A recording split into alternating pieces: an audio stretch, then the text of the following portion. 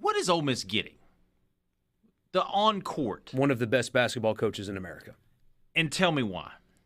He, at multiple different stops, this is why his resume stands out above any other coach that they would have considered or could have considered in this cycle. Now, it's important, as Haydad has pointed out before, and we've talked about a lot, there's a reason why Ole Miss can hire this guy because he got arrested a couple months ago. Like, that has to be part of the story. But absent that, what you would get is a guy that has been an elite recruiter at multiple stops, an elite evaluator of talent and developer of talent at multiple stops, took Texas Tech to a national championship. He is immediate upgrade in coach, in process, in recruiting, in development. I don't know how much the arrest is going to impact his ability to recruit. From reading a lot about what industry insiders think about this deal, probably not much. That's what they're getting. I would expect Ole Miss as early as next year to be playing meaningful basketball in February.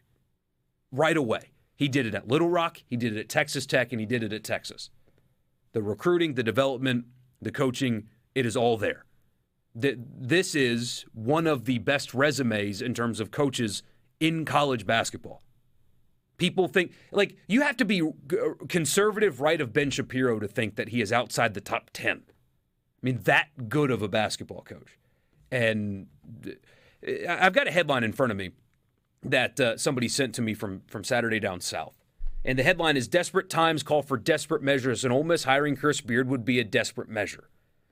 And, you know, I read through it, and it's a bit lukewarm. It's fine. It's not near as tough as what other people are going to write about Ole Miss if this gets done. But my response would be, yeah, they're desperate. Yes. You can call it spin, you can call it whatever you want. Ole Miss basketball is desperate to win. It is a program that right now in the moment is boring, is lifeless, has no energy, no juice, hasn't won, made the tournament in Kermit Davis's first year with an NBA player that he inherited. We're talking years ago, and then COVID happened, and then they played bad basketball after that.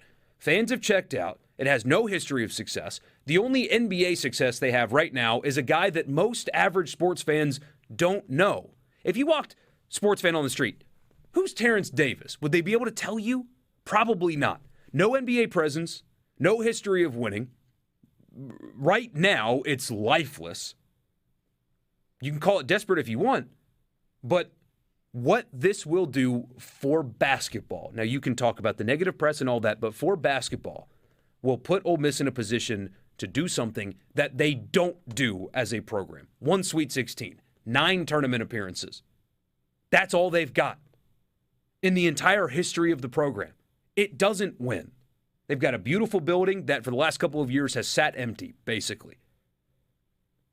Desperate's not the worst way to describe the situation that they're in. I don't blame Keith Carter for putting his hands up and saying, you know, we're going to have to wear it. It's going to be ugly for 48 hours, just really for 48 hours. But then when that ends, winning's going to happen. And his job as the AD is to field winners. And Ole Miss basketball hasn't done that. I don't blame him. It's a nuanced thing. We've talked about it many times. It's kind of rehashing, but I don't like that this is what college sports is. I said earlier, I don't think Brandon Miller should be playing. I don't think Auburn should have hired Hugh Freeze. I don't think James Franklin should be coaching at Penn State, of all places, after what happened at Vanderbilt and then his involvement with what happened at Vanderbilt. He's at Penn State. Does anybody talk about Vanderbilt anymore? Does anybody talk about James Franklin and Vanderbilt anymore? Hugh Freeze hasn't coached a game yet at Auburn, and nobody talks about what AL.com reported when he was hired. Not just with Ole Miss and NCAA, but what happened at Ole Miss, what happened before he got to Ole Miss, and what happened with him sending emotionally charged messages to an alleged victim of sexual assault that was suing his employer. Nobody talks about that anymore. You can argue if that's right or wrong, but I'm telling you that is how it's going to go. Ole Miss, when this gets announced, is going to have columns calling them desperate, calling them not having any morals, saying that it's gross, all that stuff. People are going to write it and they're going to talk about it. And then a day and a half later, the tournament's going to start and people aren't going to talk about it anymore. Should that be how things are? No.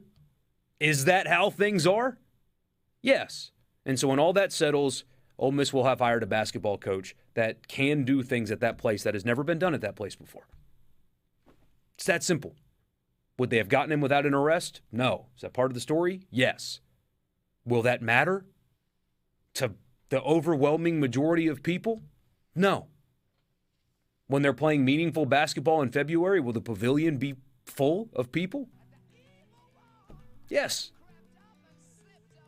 So, desperate? Sure. But it makes sense. I understand it. I told